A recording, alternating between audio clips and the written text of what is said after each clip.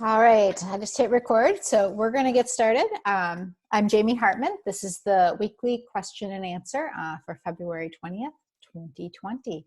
Quick disclaimer, I am a functional nutritional therapy practitioner. I do not diagnose or treat disease. The information presented in this session, in this recording, is for general information only and should not be used as a substitute for medical advice. Always consult with your medical provider before making any changes to your diet, supplement, medication, or exercise programs. So we're gonna jump right in. I've got a bunch of questions. The first one comes from somebody who wanted to stay anonymous, and let me read the question. Let me not get ahead of myself. And the question was, how do you reconcile AIP, meaning eating meat, with all research about vegan lifestyle and the China study and forks over knives, etc.? That's a huge question. Huge question, and I couldn't even begin to answer it in the 30 minutes that are allotted if it was the only question I tried to answer. So all I'm going to say about that is that I know that humans are meant to be omnivores. We don't need to necessarily eat as much meat as people think, and certainly a standard American diet that might be meat heavy with processed foods heavy and includes lots of stuff that is, we all agree, is not healthful, is not a good way to eat. AIP includes meat, but it's really a very plant-heavy diet. So that's the first thing I'll say. People get the idea that it's eating a lot of meat, which isn't what this person said, but said it's eating meat, but it's not. The research about the vegan lifestyle and the China study and forks over knives, other people have done a great job of calling out some of the inconsistencies about these things, even maybe debunking them, we might say. I am very confident that the way that I'm eating is the way humans are intended to eat. I don't want to say that I don't think that vegans could be healthful. They certainly could. But the reality is that AIP is mostly a plant-based diet in my mind, but it also includes meat. So again, I'm sorry to the person who submitted this question that I know I really haven't answered your question because it's too big a topic to cover in here, but I did want to include it and acknowledge that this is something that I know is a concern to many people. And I can point you in the direction of a lot of resources about that other people have written about why it is that these are, not as big a concern as we might have been led to believe by some of these popular studies and movies. So I'm going to go into the next couple questions because I actually can answer these in the allotted time. So the next one comes from Andrea, and it says, I have Graves' disease and I went on AIP for about 2.5 months, and then it was recommended that I try to reintroduce foods. I started to introduce foods by cravings, meaning what I miss the most. I then started to get eczema and can't figure out what the trigger is. And then she says she has currently cut out all gluten, dairy, corn, eggs, and tomatoes. Do I have any recommendations? Yeah, I do. First, let me go back to kind of the beginning here and say what I probably would have suggested you do when you started reintroducing foods. And you can certainly, take that for what it is. Sometimes what we miss the most is a good place to consider beginning reintroductions, especially if it feels like that's going to keep you compliant. Like I've heard of people, and I can understand this completely, who say, I can't stick to the elimination phase for another day if I can't have chocolate, or if I can't have coffee, or if I can't have whatever, fill in the blank. If that's the case, then go ahead and reintroduce that one food that you just can't live without, because it would be better for me to think of you eating that food and otherwise being on AIP than completely ditching the whole thing altogether and entirely going off of it. But it's not necessarily the best way to approach reintroductions if you can avoid it. The best way is to follow the stages that have been laid out. So starting with a stage 1 and testing foods carefully and adding from there rather than looking at what you missed most. Did your eczema get caused by the reintroductions? That's hard to say. I think if you're at a stage right now where you have done some reintroductions, regardless of how you went about it, and your Graves' disease is managed, but now you've developed eczema. Could it be from the foods you're eating? Entirely possible. So you might want to go back to whatever way you were eating before the eczema started and see if it goes away. You know, instead of thinking about, well, was that AIP? Where was that? When did that happen? Everybody has different trigger foods if foods are triggering it. But keep in mind that, you know, it's not always a food that we're eating that's causing something, including eczema. If your autoimmune disease, Graves' disease, is managed, I would say you're probably doing pretty well with AIP, and you might be looking at other factors in your life that could be contributing to it.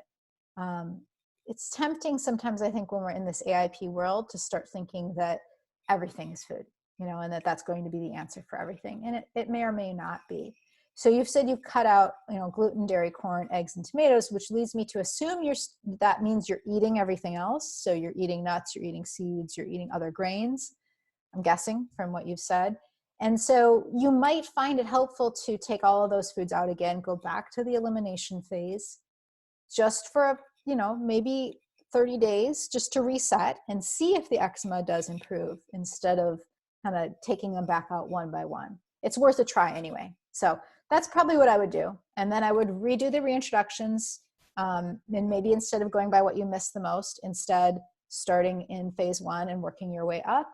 Because it's hard to say, you know, it's not just hard to say, it's impossible to say what food could be triggering it if a food really is. So that would be my recommendation. I'd also be looking at too, you know, all the other factors that can contribute, you know, when that eczema started, did you know, have any other changes in your life, any changes in medication and supplements, in body care products, in stress levels. You know, it's amazing. We forget this sometimes. I mean, you know, your skin can react to stress in your life. So consider all of those things because they also could be at play. But again, going back to the elimination phase for 30 days might be worth it just to see just to see, because then you would know it is some food, you know, if it gets better from that. So we can drive ourselves crazy trying to figure out food triggers when we know that sometimes all it takes is just to go back to that baseline. All right. I hope that helps, Andrea. Next question, I believe, is also from Andrea. And it's a good one, though, because I think it relates to absolutely everybody.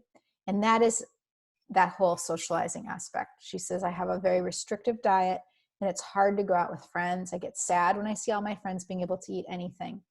Any recommendations? One, I'll just have to say, first of all, it does get much, much easier with time. Ultimately, you will get to a point where you will look at them eating a food and you'll say, I wish I could eat that, but I know that when I eat it, something I don't feel good. You know, there's some consequence to it. When you get to that point, and it doesn't happen overnight, and it may never 100% happen, but when you get to the point where you feel like feeling good is better than indulging in that food, it gets much easier to not be sad about the food. I think it's important, though, to figure out how you can still go out with your friends and still participate in whatever the event is, even if you're not eating the same food that they are eating. I think that's really important. It's important to maintain connections, socializing, having those people that support you. So start thinking about ways that you can hang out with your friends that maybe involve either foods that you can eat or don't involve food at all. Start making a list of things that you can do that are non-food involved. Things like, you know, getting together to paint ceramics, do something kind of wacky and crazy, have people come over to your house and either cook for them or with them, or not at all, watch movies. You know, there's a wide range of things that you can do, and food might still end up being involved peripherally, but if it's not the core focus of it, you can still participate. I get it, though, because people will say, hey, let's get together. We're all going out for pizza. And you're like, I know there's nothing I can eat at the pizza place. So do I just say, no, I can't have pizza? Or do I say, yeah, I'm not going to eat with you, but I really want to be there and socialize? And that feels weird. I get it. It definitely feels weird to say, yeah, I'll go out with you, but I'm not going to be able to eat anything. And that's okay. You might be thinking inside yourself, it's not okay. Like, I'm sad about that I can't go have the pizza. But if you can lie to yourself about it and convince yourself that it's totally okay and cool to just hang out in the pizza place while they eat pizza and you have fun and you sip your water, you know, they will find that it's fun too. You know, people feel weird when we act like we feel weird. So if you can act like you feel totally normal, no big deal. I'm not hungry anyway. I ate just now. No big deal. They'll start to mirror that, and everybody will have a great time. And you'll start to believe yourself too. You know, there's this saying, fake it till you make it. Sometimes I do feel like I have to kind of lie to myself just so that so I start believing things that I want to believe. I want to believe it doesn't matter. I want to believe I don't care. So I'll just act like it's so, and you know, my brain and my emotions will catch up with the way I'm acting. I hope that helps. A little pep talk here. I don't want to just say it gets better and like say just wait for it to get better, but it does get better, you know. And as you are at this longer, you're going to find too that some of your friends are, guess what, are going to need to like change their diet at some point too. I've certainly found that to be the case.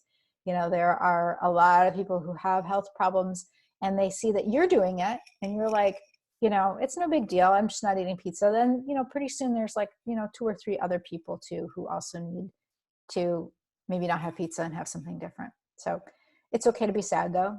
I just suggest that we try to keep that sadness maybe like inside while we are allowing ourselves to act like we're not sad. That makes it a little bit easier to tolerate all of that. So Andrea, I hope that helps. I hope it doesn't sound too much like I'm dismissing it, because I'm not. But I do know what you're talking about. I have been through this and it did get a ton better, and it continues to get better even today. All right. Next question. This one comes from Lisa, and it was about fruits and vegetables that are not worth eating. For example, I've heard iceberg lettuce is just water, but isn't just water better as a sandwich wrap than gluten? Absolutely. Any value system for rating fruits and vegetables? Actually, I'm gonna like tell those people who said that iceberg lettuce is just water that they're wrong. Iceberg lettuce does have some nutritional value. It may not be as much nutritional value as something that, you know, we maybe have a stronger flavor. You know, one of the things I think it's a good measure. If a fruit or vegetable has a really strong flavor, it tends to be more dense in at least something of nutritional value. Things that just sort of taste like water, like iceberg lettuce does, have less, but that isn't a bad thing. So are there any fruits or vegetables that are just not worth eating at all? No way. They're all worth eating. But there are some that are worth eating even more. So there are kind of nutrient dense powerhouse superfoods that we can be including in larger amounts, and that will naturally help us to kind of minimize or maximize the value of what we're eating. Is there a value system for rating fruits and vegetables? That's a really good question. I was trying to think if there's a good place that I could just direct you to without saying look them all up individually. Well, you could, this is a plug for myself, you could continue to follow my blog posts this year, because one of the thing that I'm doing on my blog this year, instead of creating lots of individual recipes, is I've got kind of a theme going.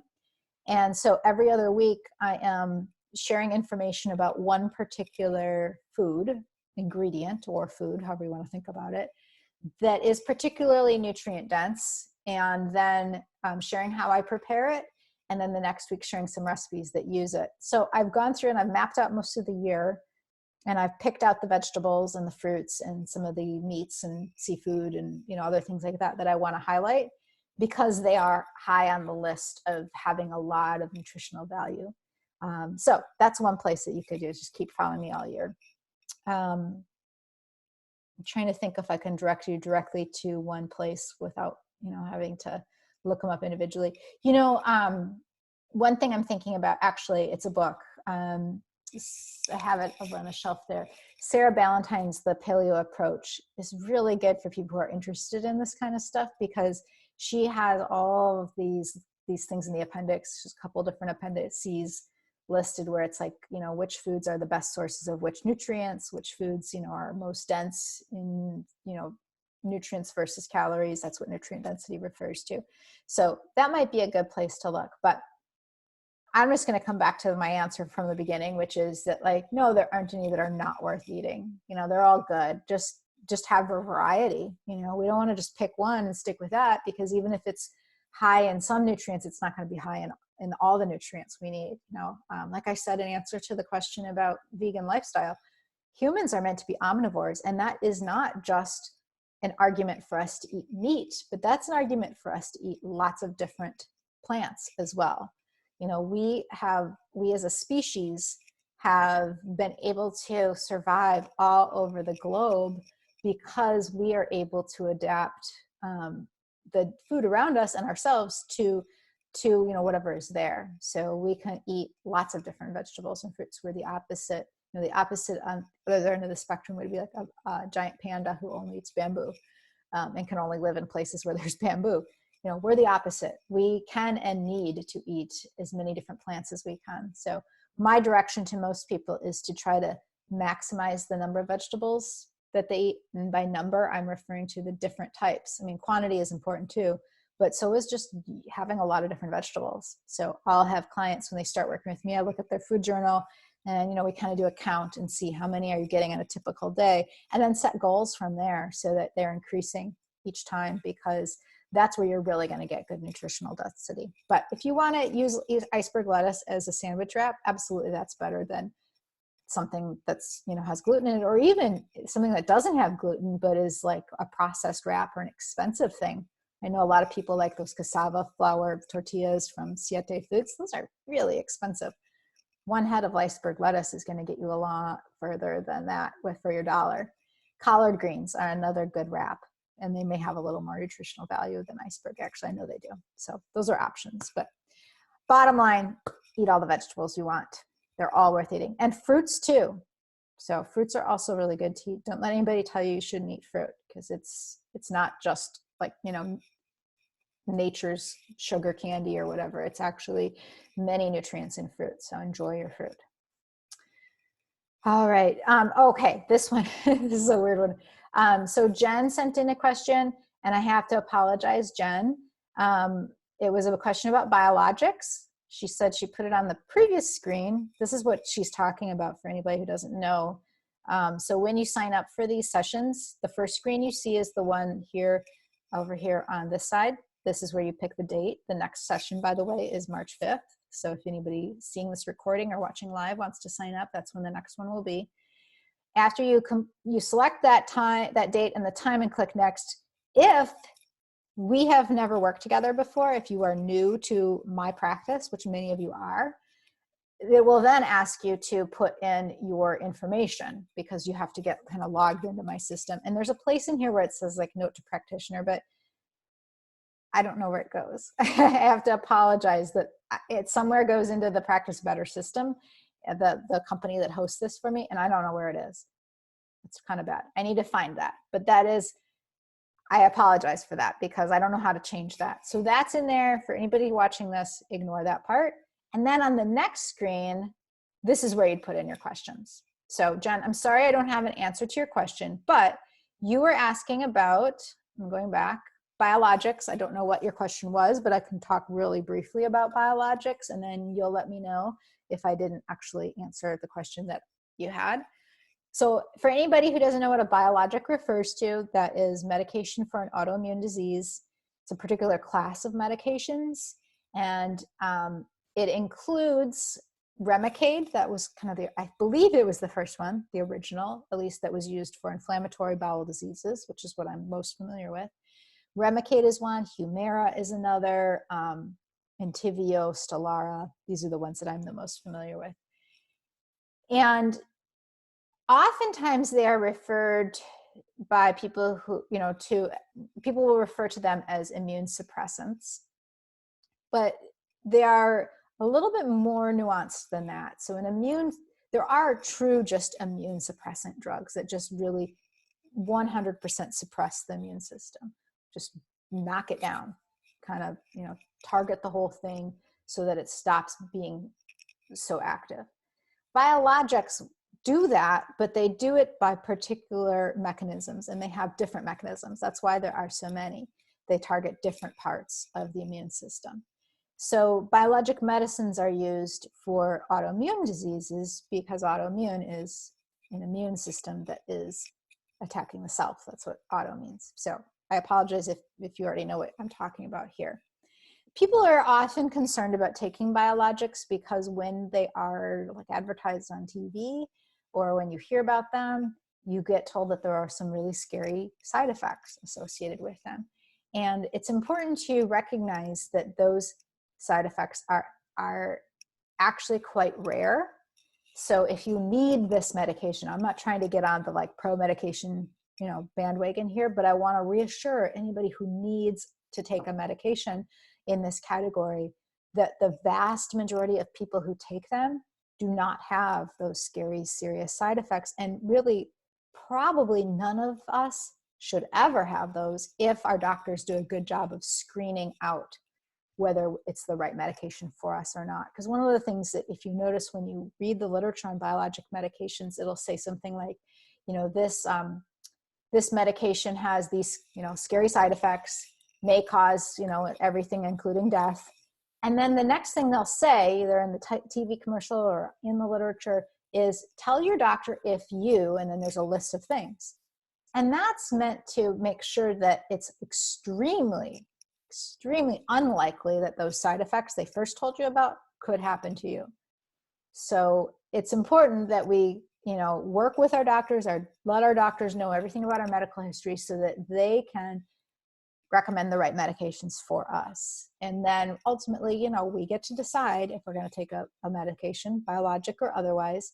And we want to be informed about it, but remembering that they have to tell you about these things, even though the vast majority of people don't have those problems. Of course, there are exceptions. So you want to take this very seriously, making a decision on it, but not to let simply fear, keep you from considering something that could make a huge improvement, not only in the quality of your life, but in your, keeping you whole. There aren't, biologic medications are not used for every autoimmune disease. This isn't even a conversation for everybody who might be listening to this. But for people who have an autoimmune disease that can be progressive, that could end up leading you to lose body parts or lose function, it's really important to consider all of your options. And if you were asking about my personal experience, because people often do, I can tell you that when I was first diagnosed with Crohn's disease in the 90s, gosh, I'm old, in the 90s, these medications were still in development. Remicade became available for me a few years after I was first diagnosed, but the doctors didn't really know how to dose it at the time. They were still using it to kind of, if you had a severe flare, they would give you a dose of it and then hope you never had to get another one. And so I was doing a lot of cycling off and on because they weren't using it to maintain remission. They were just using it to kind of get you out of a flare, and then you'd be okay for a while, and then you'd have another flare, and then you'd take it and you'd be okay for a while, and then you'd have another flare. And all that flaring up and then healing led my body to produce scar tissue. And that's why I ended up having to have surgery for Crohn's disease. So that was my experience with Remicade. It worked, but looking back, realizing that my doctors weren't dosing it the way that they do now. I was going to say correctly. It was correct for the time, but they didn't know. And then I took a couple, after a while, I was no longer able to take that because I developed antibodies to it, which is one of the challenges with biologics, that your body can eventually kind of adapt to it and adapt the immune system so that it doesn't want it anymore. That's the best way to put it. That happened to me with Remicade.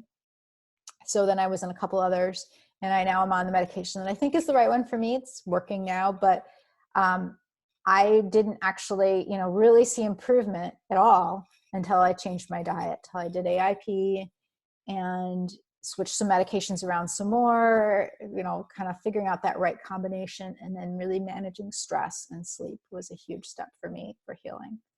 So anybody who asks me about biologics, of course, I'm not a doctor. I'm speaking to you as really a lay person here, just a fellow patient who's been through this. And I always encourage people to just keep an open mind, and not to make decisions out of fear, as many people do. And it's normal, of course, to have a fear, but it's best to address that fear and then make your decision with all of the information and rational, and weighing out pros and cons, and letting yourself have the best possible chance you have to both enjoy your life, to feel good, and also to prevent the potential of having some future complications. So again, I apologize that I didn't answer your exact question, and I'm kind of guessing what it is, but if you do, come back and submit the question here, I promise I will answer it completely. So that brings us pretty much to the end of our time. The next question and answer session will be in 2 weeks from today, on March 5th. So if you would like to be part of that, submit a question there. The link will be along with this recording, wherever you see it, if I email it to you, or if you're seeing it posted. And I hope to be talking with you all again soon. Thanks, everybody. I'm going to stop the recording first. I can get that up here. Oops. All right.